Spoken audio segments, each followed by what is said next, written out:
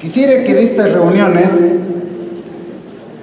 todos salgamos teniendo por lo menos algunos conceptos muy fáciles en derecho, pero que generalmente nos son extraños. En primer lugar, hay que tomar conciencia que en derecho en el Perú andamos muy mal, que ustedes habrán podido advertir ahora por los últimos acontecimientos que si nos encontramos así como estamos es por culpa de los abogados, es por la mala formación profesional del abogado, de la abogada. Es porque los abogados en su mayoría hemos perdido los valores éticos. Si las universidades, las facultades de derecho, los colegios de abogados, el sistema de justicia cumpliría a cabalidad su función, no seríamos el país tercermundista que somos, y en extremo. A ustedes, a la juventud, les corresponde tomar conciencia de esto y formarse profesionalmente mejor, tanto en idoneidad como en probidad, y eso requiere de un esfuerzo. Tal vez estos hechos que están ocurriendo hayan servido para demostrar que no cualquiera puede ser abogado. No. Solamente puede ser abogada, abogado, el que está dispuesto a hacer un sacrificio. Y ese sacrificio consiste en que hay que tener el hábito de estudiar permanentemente el derecho. Porque así como la sociedad cambia, también el derecho tiene que cambiar, necesariamente. Hay que comenzar diciendo o preguntándonos, ¿cómo encontramos el derecho allí en la realidad social? ¿Cómo lo encontramos en las culturas más primitivas, como son, por ejemplo, los no contactados de Madre de Dios, como en las sociedades más avanzadas? Hablemos de Estados Unidos, de Inglaterra, de Alemania, de Francia. ¿Cómo lo encontramos allí el derecho? Señores, lo encontramos como normas jurídicas. En cualquier parte del mundo, en cualquier época, lo encontramos como normas jurídicas que regulan vida de relación social, y no toda vida de relación social, sino solamente aquella que es posible de generar un conflicto o de crear una incertidumbre. Que se regula esa vida de relación social no ascéticamente, sino de acuerdo a ciertos valores, y esto es lo que no se toma en conciencia. El ser humano es esencialmente valorativo, estructuralmente valorativo. Siempre les estoy poniendo un ejemplo de lo que nos ha ocurrido hace poco. Se estaba vendiendo, ¿no?, como leche de vaca, algo que no era. Y allí, observen ustedes, la vaca se indignaba, protestaba, se encolerizaba porque han estado vendiendo, no, su leche que no era su leche, algo que no era su leche. No, ni sentido tiene de eso. Su inteligencia emocional, instintiva, no le permite darse cuenta de eso. De eso se da cuenta ¿quién? Se da cuenta solamente el ser humano. Porque nosotros los seres humanos, además de esa inteligencia emocional, instintiva, tenemos inteligencia cerebral, racional, que es la que la tenemos que hacer prevalecer en el ejercicio de nuestra profesión. De manera que no le crean a aquellos extraños a la profesión, que porque dicen, conocen la metodología de la enseñanza, vienen a los alumnos o a los docentes de derecho y le dicen, tienes que desarrollar tu inteligencia emocional. No, desarrolla tu inteligencia cerebral en derecho. La inteligencia emocional puede ser extraordinaria para realizar otras actividades, incluso para la investigación de las ciencias naturales. Con la inteligencia emocional, en la actividad económica puedes llegar muy, muy lejos. En derecho no. En derecho tienes que dominar tus impulsos, tus emociones. Tienes que saber expresarte, saber escribir de acuerdo a las circunstancias, de acuerdo a los hechos con los cuales estás tratando. Pero además el derecho regula esa vida de relación social, valorándola, no para establecer normas universales, no para establecer normas inmutables, no, sino regula esa vida de relación social en una determinada sociedad que tiene su propia forma de vida, que tiene sus usos, sus costumbres, su lenguaje, su forma de expresarse. Un arequipeño no nos expresamos igual que un limeño, o igual que un cusqueño, o igual que un tumbesino. Pero al fin y al cabo, dentro de los varios idiomas que se hablan en el país, hablamos el castellano y en ese lenguaje nos comunicamos.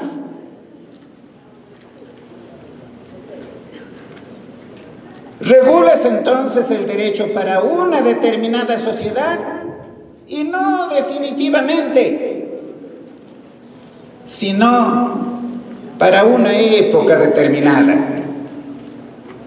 Tienes que darte cuenta que ya no nos rige el Código Civil de 1852, el de 1936, ahora nos rige el Código Civil de 1984.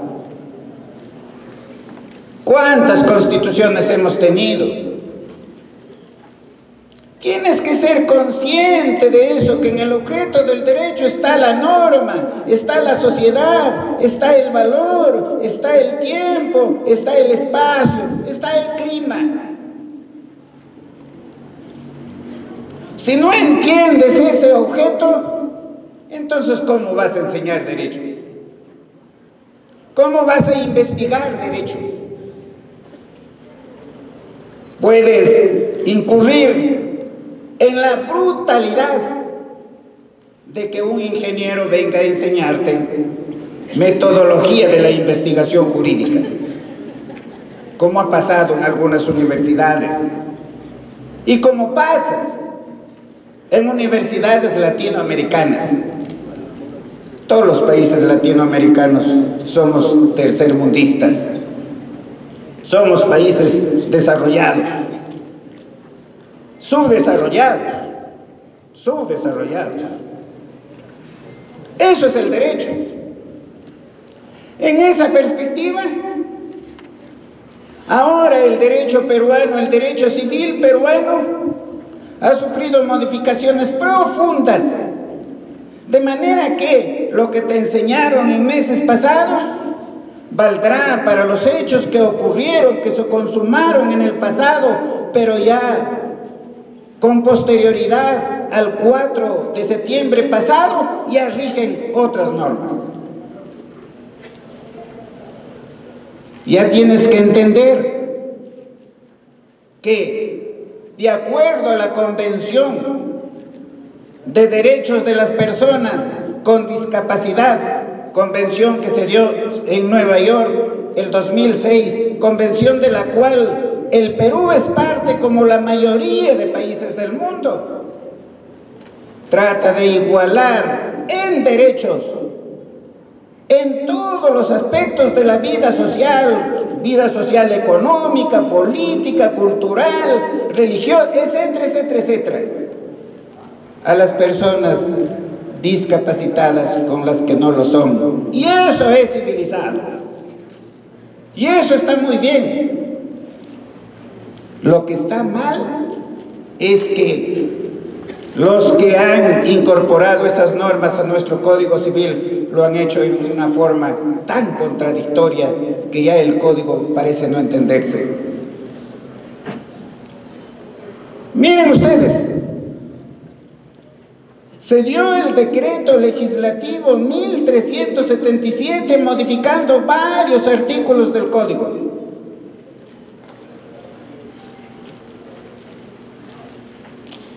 A los 11 días que se dio ese decreto, a los 11 días nada más, se dio el decreto legislativo 1384,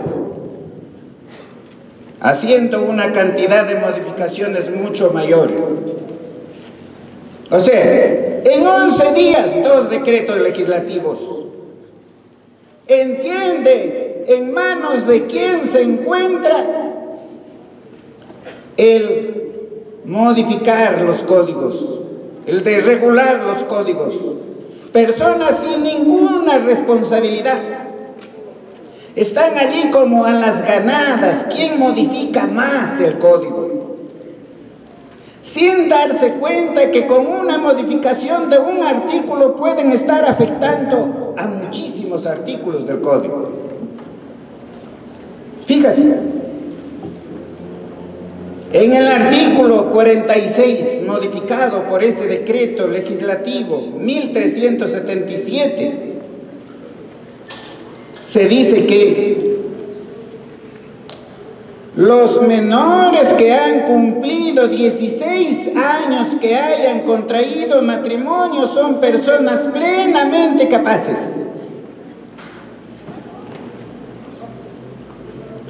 Que los menores que ejercen la patria potestad tienen ya una serie de facultades allí. A los 11 días se da el decreto 1384, que entre uno de los artículos modificados está el 42, que dice: los menores que han cumplido 14 años de edad, si contraen matrimonio, son plenamente capaces. Debió derogar el 46 en esa parte, no lo hizo. Se dice que son plenamente capaces los que se encuentran ejercitando la patria potestad. O sea, ya no son capaces solamente para esos actos que señala el artículo 46, sino para todo tipo de actos tienen la plena capacidad jurídica.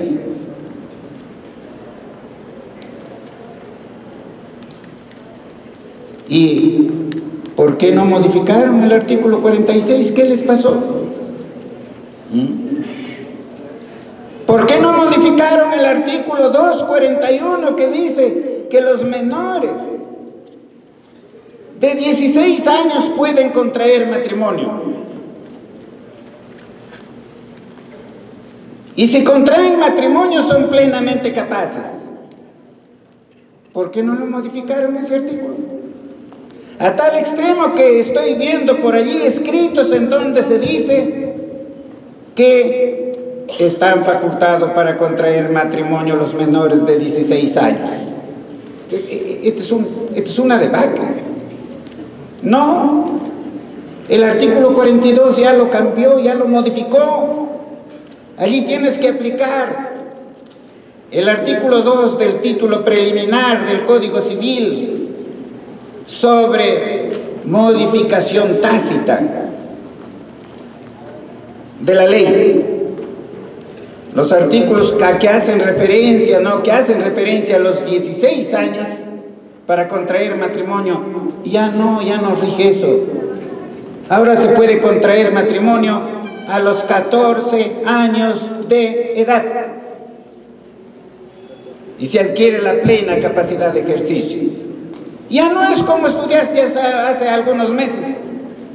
Ahora, ¿quiénes son personas que tienen capacidad plena de ejercicio?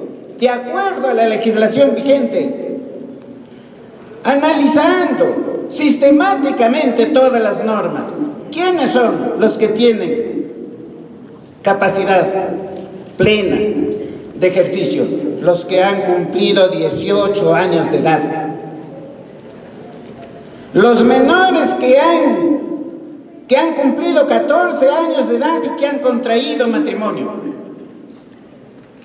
Los menores que ejercitan la patria potestad habiendo cumplido ya los 14 años de edad.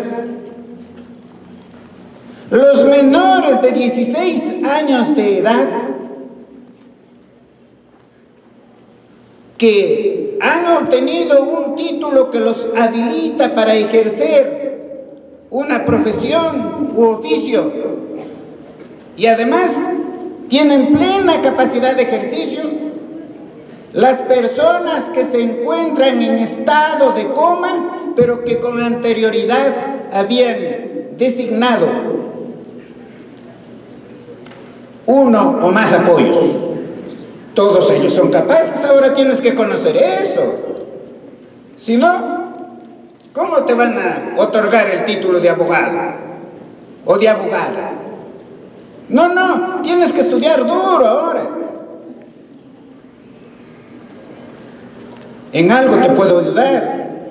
Por eso le he dicho a uno de los organizadores que me proporcionen su correo para enviarles allí algunas notas para facilitar el entendimiento.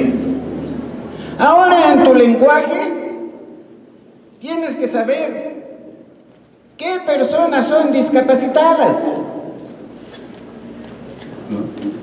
Los que sufren de deficiencias físicas, intelectuales, mentales o sensoriales.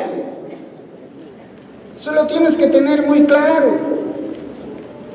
Deficiencias físicas.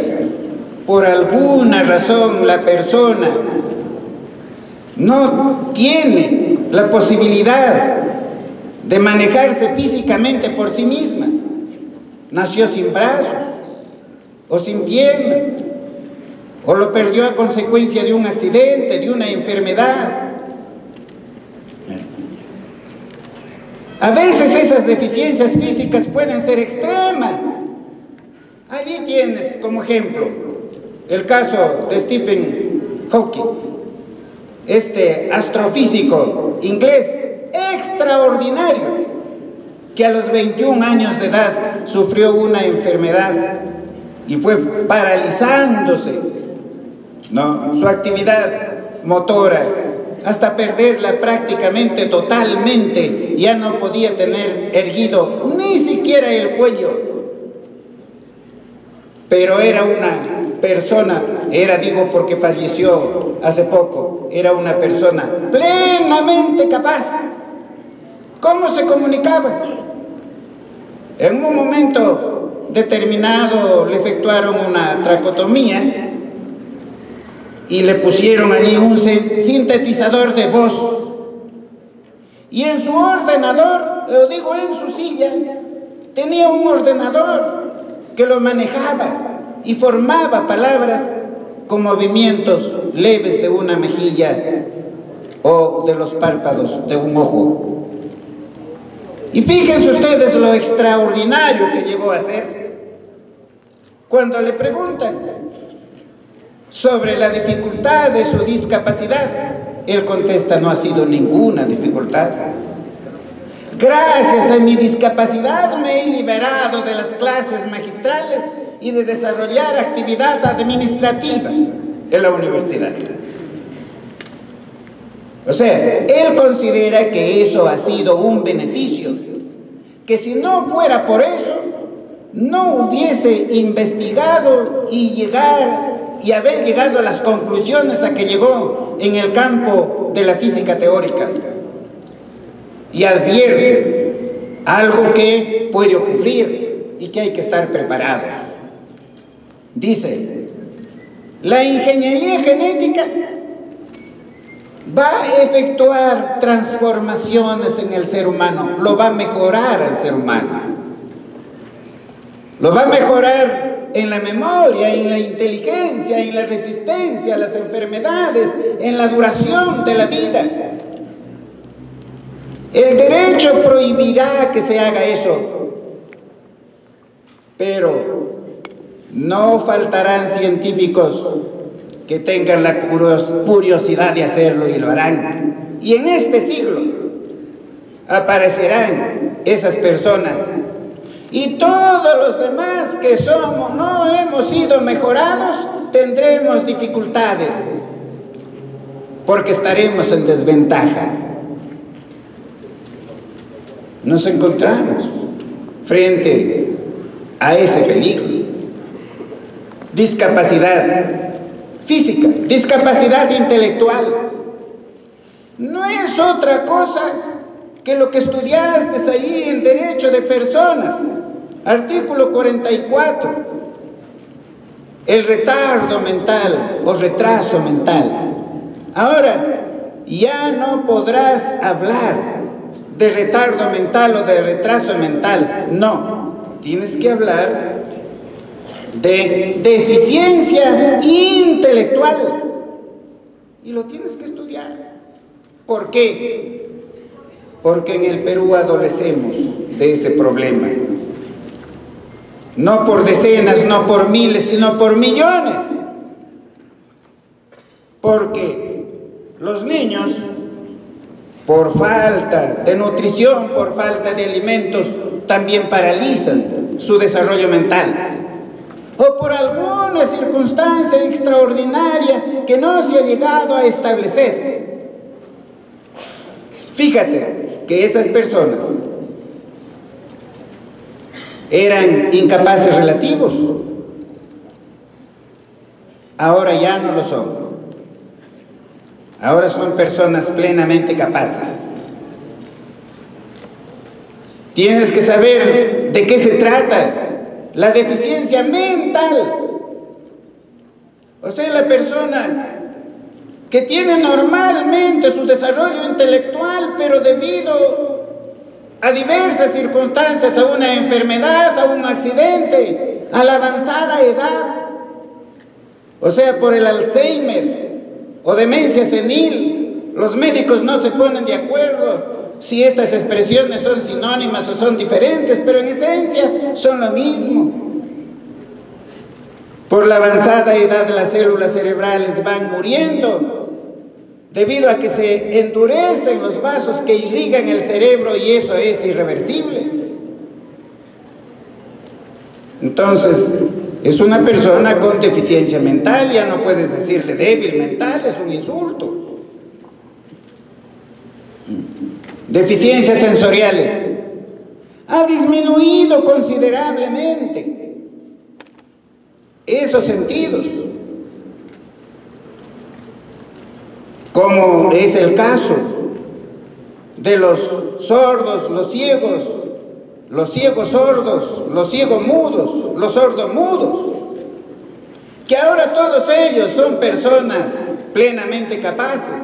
Claro que con relación a los sordos, ciegos sordos o ciegos mudos, ya eso en el 2012 no se derogó la norma por la ley precisamente que regula a las personas con discapacidad, la 29.973, si no me equivoco, ¿no? Tienes que conocer eso.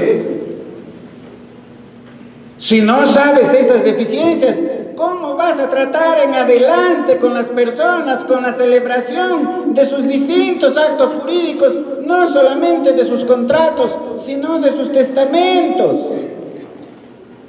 de sus matrimonios, de sus obligaciones familiares. El derecho ha cambiado. El Código presenta tremendas contradicciones allí, pero a nosotros, a las facultades de Derecho, a los profesores de Derecho nos toca esa obligación muy grande de resolver esos problemas. Para ayudar a la solución de la administración de justicia, tienes que tomar conciencia ahora de eso, porque tú vas a sufrir esas consecuencias. Ya verás. Cuando en un proceso judicial un juez interprete de una forma, otro de otra y otro de otra, y esto se vuelva un caos, una torre de Babel, que nadie se entiende.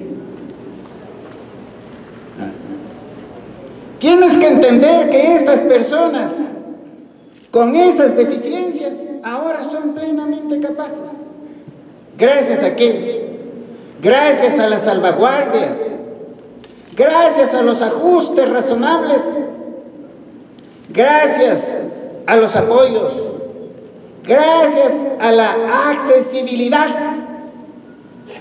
Y tienes que entender qué cosa, en qué consiste cada uno de estos conceptos, si no estamos en la luna.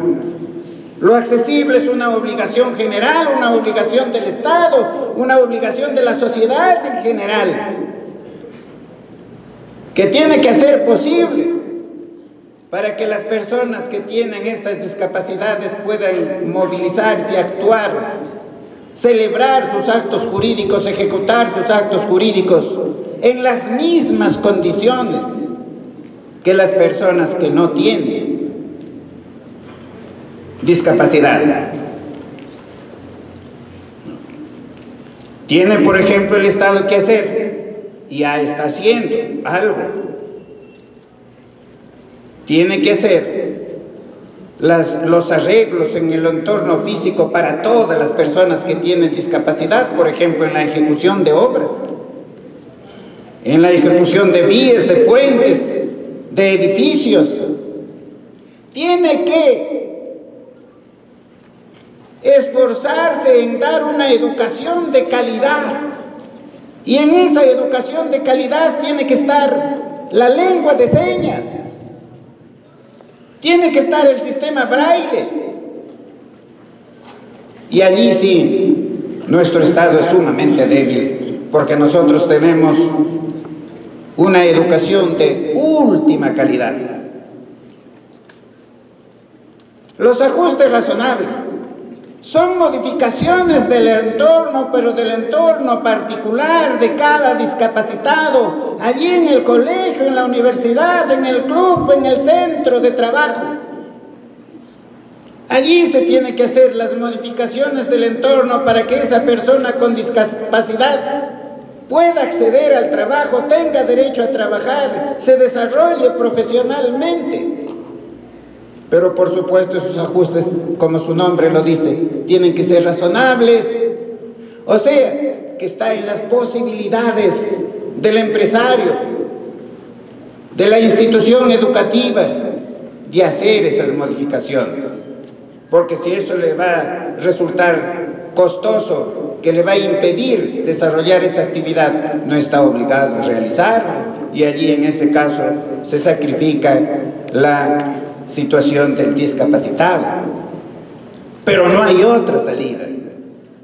Los apoyos. Mira, has estudiado la representación en el acto jurídico. Un tema importante, vital. El representante sustituye a la persona del representado en la celebración de sus actos jurídicos. Ahora se tiende a reducir al mínimo a la representación para darle paso a los apoyos. ¿Qué es el apoyo? Es una persona natural o jurídica que va a asistir al discapacitado a entender, a comprender la naturaleza del acto jurídico que va a celebrar, las consecuencias de ese acto jurídico, a interpretar sus efectos, a fin de que realice algo que está de acuerdo a sus preferencias. Y es el Estado el que tiene que promover la formación de esas personas naturales o de esas personas jurídicas que tienen que servir de apoyos, y ahí el Estado no desarrolla su papel. No desarrolla su papel.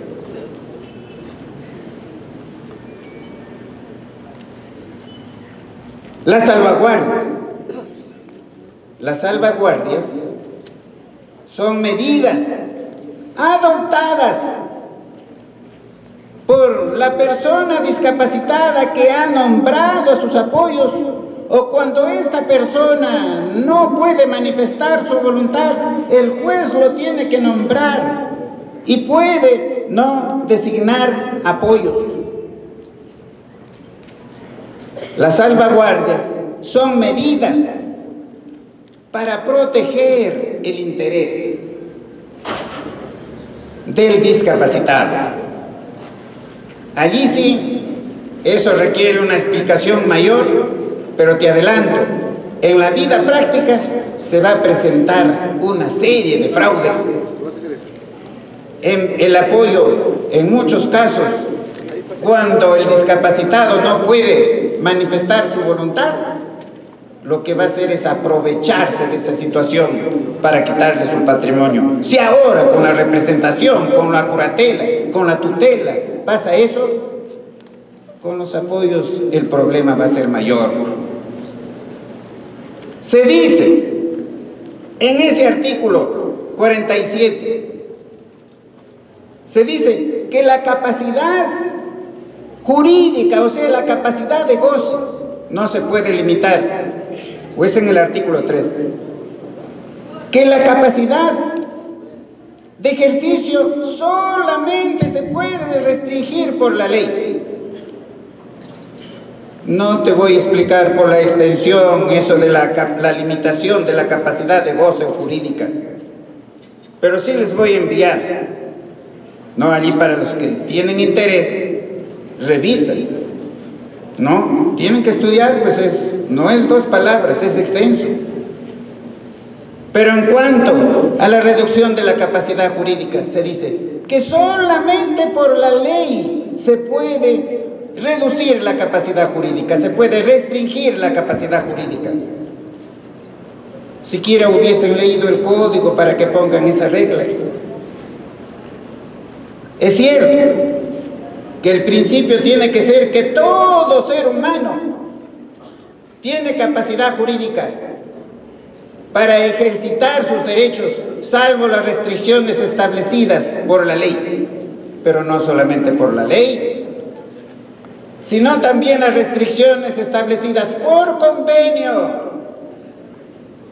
Si has estudiado contratos nominados, has estudiado el contrato de compra-venta, te tienes que acordar que comprador y vendedor se pueden poner de acuerdo allí para que una vez que el comprador ha pagado ya una parte determinada del precio, el vendedor ya no pueda optar por la resolución del contrato, sino solamente por el cumplimiento, o sea, por exigir el pago del saldo del precio.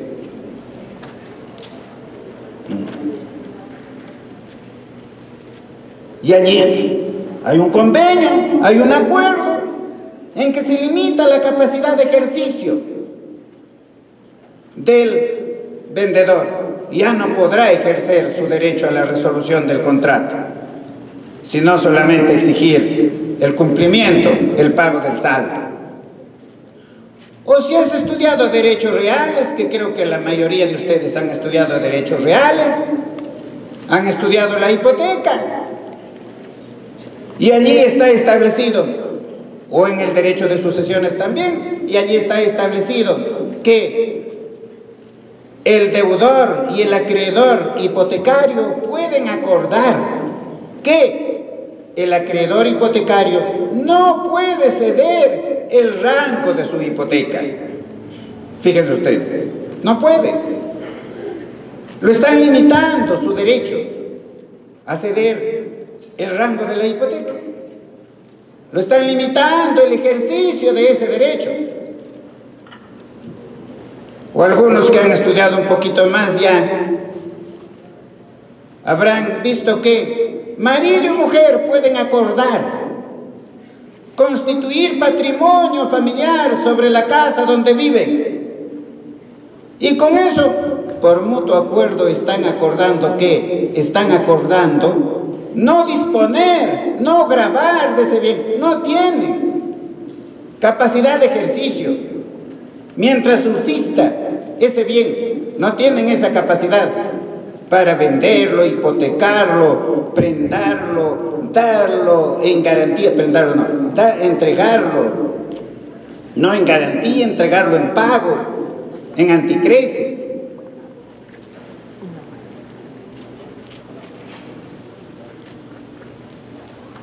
Pero además, eso es por mencionar unos ejemplos, pero además, también se puede limitar la capacidad de ejercicio mediante una sentencia judicial. Los que están estudiando derecho penal, ya están estudiando no procesal penal o derecho penal sustancial, saben que hay la pena de inhabilitación. Y por la pena de inhabilitación se puede privar al condenado, por ejemplo, a ejercer la patria potestad, ¿no? Por ejemplo, a no ejercer determinada profesión. Y allí tienen un montón de ejemplos, un montón de ejemplos. O sea, ese artículo que dice pues que solamente por ley se puede, ¿no?, restringir la capacidad de ejercicio, ahora hay que entenderlo. La doctrina tiene que ayudar a que la jurisprudencia lo entienda, que eso es salvo que la propia ley no disponga lo contrario. O decir, salvo que la ley permita la restricción de la capacidad de ejercicio por convenio o mediante sentencia judicial, porque eso corresponde al ordenamiento jurídico.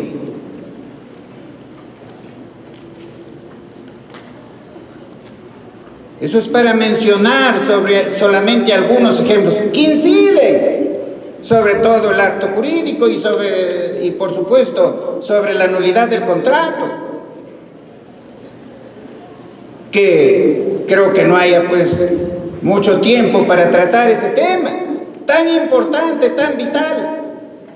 Pero ya no vamos a mencionar pues todas las causales que están señaladas allí en el artículo 219, que tiene que ser de tu dominio.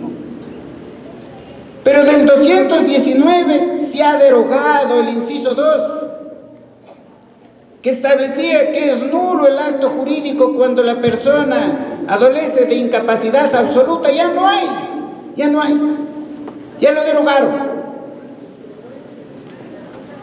¿Y cómo vas a encontrarte allí en la vida de relación social?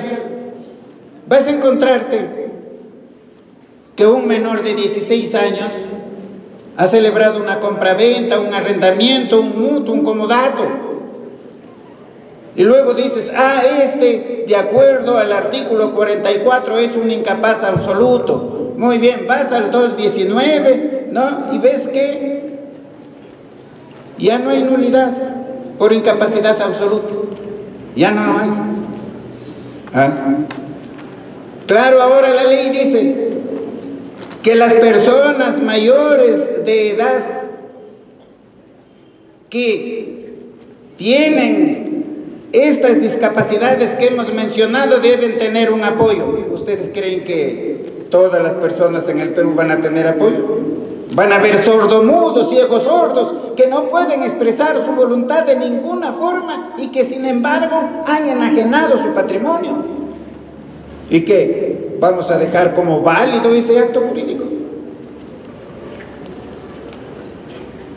¿O qué? Una persona que se encuentra en estado de coma, con pérdida de conciencia, ha enajenado un bien de su patrimonio y no tiene apoyos.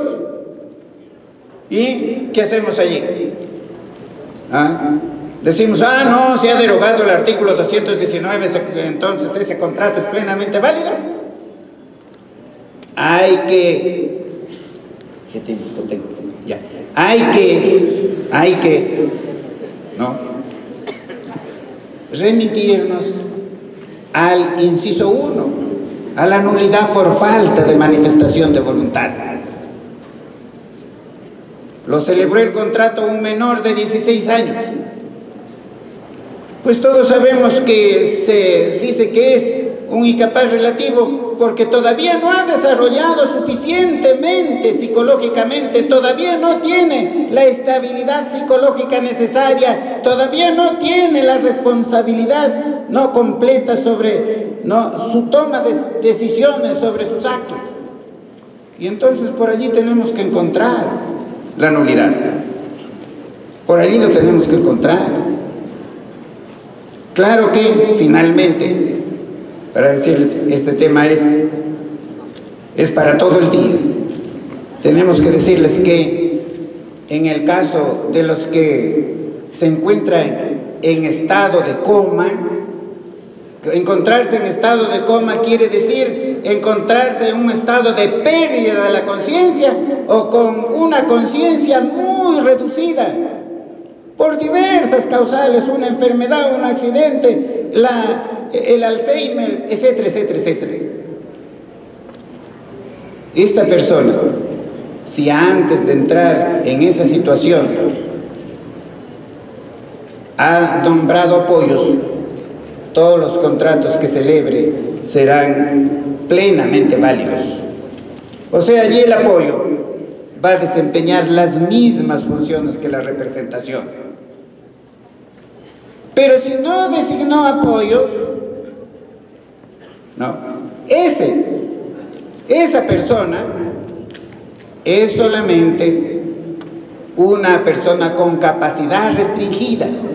Ahora ya no puedes hablar de incapacidad relativa, tienes que hablar de capacidad de ejercicio restringida.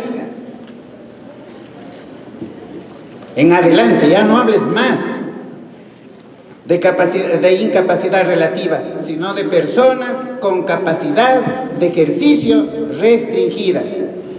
Ellos son personas que tienen disminuida su capacidad, pero sus actos son plenamente válidos, porque los tiene que realizar con apoyos.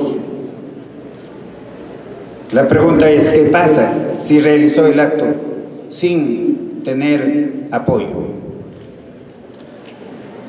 Les agradezco muchísimo por haberme dado estos minutos. Tienen que actualizarse sobre esa materia. El derecho civil ha cambiado.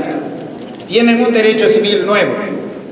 Tienen que conocer el derecho civil que han estudiado ustedes en meses, semanas pasadas, porque lo van a utilizar para todos los actos consumados con anterioridad al 5 de septiembre pasado, pero para todos los actos que se celebran con posterioridad, para todos los contratos que se celebren con posterioridad, tienes que conocer ese nuevo derecho civil. Les deseo muchísimos éxitos en su formación profesional. Muchas gracias.